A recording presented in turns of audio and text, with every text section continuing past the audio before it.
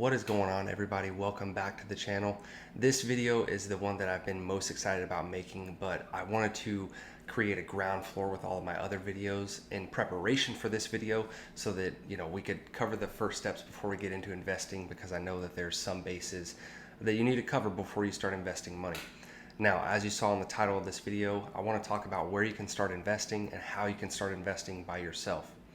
Now, I want to frame this video with the idea in mind that you've already previously watched my video about budgeting and retiring early. So that way you know how much money you have ready to invest that you've saved up, and also how much money you need to start investing per month so that you can get on the track to retire early or at whatever age you decided you want to retire. Now, the first thing to consider whenever you decide to start investing is how involved you want to be in the investing process. If you are one that doesn't really care about money or doesn't care to be super involved in the nitty-gritty of investing and finding ETFs and stocks and things like that to invest in, then it might be better suited for you to just go meet with a financial professional like a financial advisor. And that's totally fine, but I'm going to leave that advice and suggestions up to someone else that wants to make that video, because today I want to talk about how you can invest and I want to make it as easy as possible. So I'm going to try my best to make this as simple and easy to understand as possible so that even the newest of beginners can begin investing. Now, obviously the first thing that you're going to need whenever you start to invest is an app or a brokerage with which to invest. To keep it simple, what a brokerage is an app or a platform that allows you to buy and sell bonds, stocks, and ETFs. Some of the brokerages that you've probably heard of are like Robinhood or Webull, and that's, those are the two most common ones. But something to keep in mind is that every app or platform brokerage has its strengths and has its weaknesses. Now, believe me when I say this, for the past 6 years, I have probably downloaded well over 10 to 15 different brokerage apps, and the best app that I've found has been M1 Finance. This is not sponsored or anything like that, but I am very, very pleased with the platform and how user-friendly it is, and how, all the rules and things that you can add with your money. It makes me feel like I have way more control over my money and how I want my investments to act. So if you would like to start a brokerage account with M1 Finance, I am going to leave my link in the description below. All that's going to do is going to give, I think, both of us like $10 to get started. So if you do want to sign up for M1, please make sure that you use the link in the description. Now, regardless if you want to start an account with M1 or if you decide to go with another brokerage, that's totally fine. But once you have the account created, you're going to want to know how to start funding the account and how to buy some investments. So before I jump into all that, I want to get just a quick overhead of, kind of what a stock is, ETFs, and things like that. So for any beginners or anyone that just might not know, a stock, whenever you purchase a stock, you are basically purchasing a fractional share of a massive company. So if you buy one share of Coca-Cola stock, that means you are a tiny little owner of Coca-Cola. Same thing with any other company. If you were to buy a share of Apple, you own a very fractional share of Apple. Now, with an ETF, what an ETF is and what ETF stands for is Exchange Traded Fund. So in simple terms, if you buy a share of an ETF, you are buying small pieces of hundreds of different companies. And the last tip before we get started is that each stock and each ETF is going to act completely different. Every ETF and every stock has its different purpose. Some stocks are going to be growth stocks. Some stocks are going to be dividend paying stocks, which are like income stocks. And then ETFs as well. You're going to have some that are growth focused that are helping your account grow. And then you're going to have others that are focused more on, dividend income, bond ETFs, municipal bond ETFs, anything like that. That's important to keep in mind, because you don't just want to buy any random ETF, because some are good, some are not good. And some might help you reach your goals while others will prevent you from hitting your goals. So it's important to keep that in mind as we discuss whenever you start buying and researching the different stocks and ETFs. What I started with and what I would recommend for all of you beginners to start with is ETFs. Now, the reason that I recommend starting with ETFs is because what this is going to do is this is going to drastically lower your risk, because you're buying a small piece of hundreds of different companies instead of buying just one stock and having all of your eggs in one basket. The best explanation that I was ever told for why you should buy like mutual funds and ETFs instead of singular stocks is because if you buy a singular stock, you basically equate it to one person swimming in a swimming pool with no lifeguard and no one there to save them. Whereas if you have an ETF, you have a small piece of hundreds of different companies. So you can equate that to hundreds of different people swimming in a swimming pool, people around the swimming pool, lifeguards, things like that. So if one company goes crashing down, goes bankrupt or anything like that, you're going to have hundreds of other companies to basically offset the loss and lift up the other stocks. So basically it's like, all those people there to save the person that would drown or something like that. So that's a very simple analogy that I was told a long time ago. So that's why I started with ETFs. And that's why I would recommend that you start with ETFs, because as a beginner investor, you want to keep your risk as low as possible. Truthfully, you want to keep your risk as low as possible the whole time. As I mentioned before, there's different ETFs for every purpose: growth, income through dividends, bond ETFs, anything like that. So that's why I like those as well. Obviously, with stocks, you can't buy like a bond stock or anything like that. That is why I like ETFs, is because you can buy, first off, you're buying a ton of different companies. And second off, you can buy an ETF that serves several different purposes. Now, if you're wondering where to start when you're looking at ETFs, what I would recommend is looking at the common ETFs that just track the basic stock indexes. So what stock indexes are is basically whenever people refer to like the stock market, they're really just referring to stock indexes. You have the NASDAQ, you have the S&P 500, you have the Dow Jones Industrial Average. I know you have a couple more, but those are the three main ones. And those are the three main ones that people kind of work off of. With that being said, it's important to do research on any ETFs or stocks that you buy. If you're doing stock research, that's going to also be a lot more difficult because there's so many different stocks out there for you to choose from.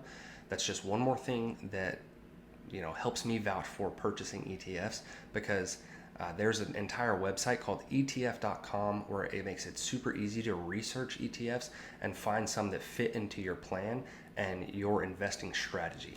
But if you are just waiting for me to tell you some different ETFs that you can look at, now's your time. First off, if you want one that tracks the S&P 500, you can have VOO, which I would recommend.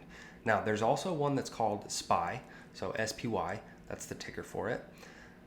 Those are very similar. The reason that I recommend VOO over SPY is because the expense ratio is just a little bit lower, which means you're going to pay less in maintenance fees. So that's the reason I recommend that one. SPY is a great alternative if you don't have access to the Vanguard fund or something like that. Then for the NASDAQ, you have QQQ, which is Invesco's ETF for tracking the NASDAQ 100. Now that one's a great one as well. And lastly, you have the Dow Jones Industrial Average, which a good one that tracks that is called DIA. So if you're looking for a basic ETF to just get you started, those are the three that I would recommend looking into. I've actually got all three of those in my portfolio. So those are, good long-term ETFs that you can have that you could pretty much never sell and that can offer you a pretty comfortable, safe return. Now, the reason that I say these types of ETFs will provide you a comfortable and safe return is because we have hundreds of years of data that are backed up to prove that, the S&P 500, the NASDAQ, those, provide consistent returns over 100 years. Now, obviously, past results are not indicative of future results, but it's important to note that with 100 years of data, it's kind of comfortable that you can anticipate, kind of similar returns at least. So if you want to take a riskier chance, or if you don't trust me, it's totally fine. It's your loss. But it's important to note that obviously, past results don't indicate future results. But the reason that I recommend these is because you can look at the data that supports that this will likely continue to go up. Now, if you don't want to take my word for it, I'm just going to pop right over to my computer and I'm going to show you the three index funds that I just talked about: the VOO, the QQQ, and the DIA. So I'll hop over here and I'm going to show you their past performance and what you can anticipate for the future. All right, just to start, I want to talk a little bit about VOO. So this is the Vanguard S&P 500 ETF that tracks the S&P 500 stock index. So this is ETF.com. As you can see here, it provides a little snippet about some insights into the fund. On here, you've got some summarized data as well, the expense ratio, some things that you might find interesting, like the dividend yield and things like that. So this is great to do for your own research, but for the purposes of this, I just want to show you the kind of returns that we've experienced in the past and how you can maybe anticipate this for the future as well. So I'm just going to do the 5 years performance. As you can see, for the past 5 years, this has averaged an annual yield of 13.85%. And then for the past 10 years, it has averaged a 13.95% yield. So that's a pretty good return. And as you can see, the underlying index, which is the S&P 500, has returned 13.89 and 13.99. So that does a pretty good job of tracking that index. And then, of course, if you extend it to the max, you can see it's pretty much gone up over time. Here's the recession in 2020 when COVID first hit. Not really a full recession, but then here recently, this year, and it's starting to bounce back. So you have that, and it's still up over the past 10 years, 13.95%. So this is a really good one, and really just a basic ETF that tracks the S&P 500 that's pretty safe. Next up, we have QQQ, which is the Invesco trust that tracks the NASDAQ. Now, one thing I do want to make sure that I correct is that I said that this tracks the entire NASDAQ. So as you can see here, it says the product is one of the few ETFs structured as a unit investment trust per the rules of its index. The fund only invests in non-financial stocks listed on the NASDAQ, so it includes everything except financial stocks. So I did want to make that correction as I had misquoted that. Again, same with VU. You've got all the details that you might find interesting over here, but just want to show you the 5 years performance. Over the past 5 years, this has done a 19.24% average annually. And then for 10 years, it's done 18.49% annually, which is remarkable. And honestly, I would say that that is probably a little higher than what you could anticipate for the future, but that's still a very good return. And looking at something like this would make it believable that you can probably do better than like the average 8% that everyone says that you can get. And then again, for the NASDAQ 100 index, you can see what that performed.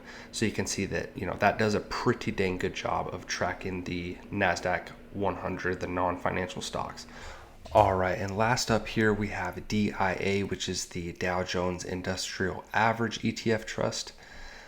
So just want to show the 5 years return.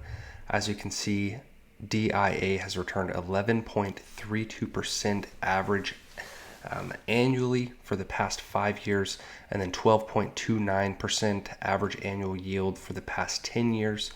The underlying index has done a little bit better. You've got 11.47% over 5 years, and then 12.45% over 10 years. However, overall, I would say that DIA is still doing a pretty dang good job of tracking the Dow Jones Industrial Average. All right, so now that I've given you a little bit of insight into the ETFs and hopefully gained your trust a little bit on those 3 ETFs that I explained, I also want to take a dive into M1 Finance so that I can show you how to kind of get it set up and why I like it, and hopefully give you some tips that you can utilize if you decide to go with M1 Finance. So I'm going to hop into M1 Finance and go on the computer again. Alrighty, now there's a few things I want to show you with M1 Finance, really 2 things specifically that I want to show you and why I love it. These 2 things alone pretty much take the hassle completely out of investing, and so I want to show them to you because this is the reason that I love M1. The first one is rules. So you can set specific rules for transfers from your account to your investment account. So as you can see here, I have a monthly transfer of $200 every 15th of the month from my bank account to my taxable brokerage account. Now, if you do decide to edit this, you can of course pick whatever different accounts you have. You can choose the amount, the frequency, bi-weekly, monthly, week of the month, anything like that. And you can pick the day of the month. So everything is totally customizable to your liking. So whenever you get paid or however you want to set up your investments, this can do an auto draft. And then in the next part, I'm going to show you how this plays into the next part. All right, so once you have the auto draft implemented into your account, you can see here that I've got the $200 in buying power. I did forget to have the auto invest feature turned on, which is the next feature that I'm going to show you that pretty much pulls the hassle completely out of managing your investments yourself. So I've got the automatic transfer every 15th of the month. The auto invest feature is basically where all the money that gets put in is automatically invested into the portfolio, into the specific stocks and ETFs that I have determined for this portfolio. So this portfolio specifically is a dividend portfolio. This has about 10 different stocks and ETFs.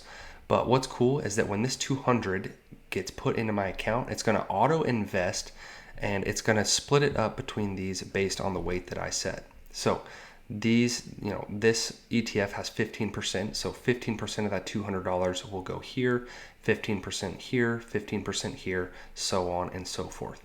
So you can decide that for your portfolio, but when you have the automatic transfer from your bank account to your investment account, and then have the automatic invest that distributes the money evenly across your portfolio, you've pretty much have cracked the code and you've got all your investments on autopilot.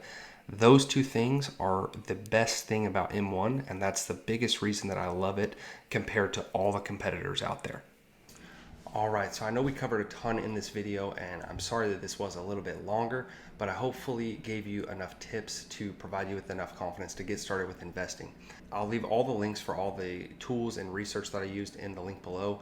And if you do want to use M1 to get started with your investing, I'm going to leave that link in the description for you to get $10 to start your investing journey. So I wish you all the best as you begin investing. Please let me know how it goes. And if you have any further questions, please leave them in the comments below. As always, if you would like, share, and subscribe, that would mean the world to me. Thank you so much. You guys have an amazing rest of your day.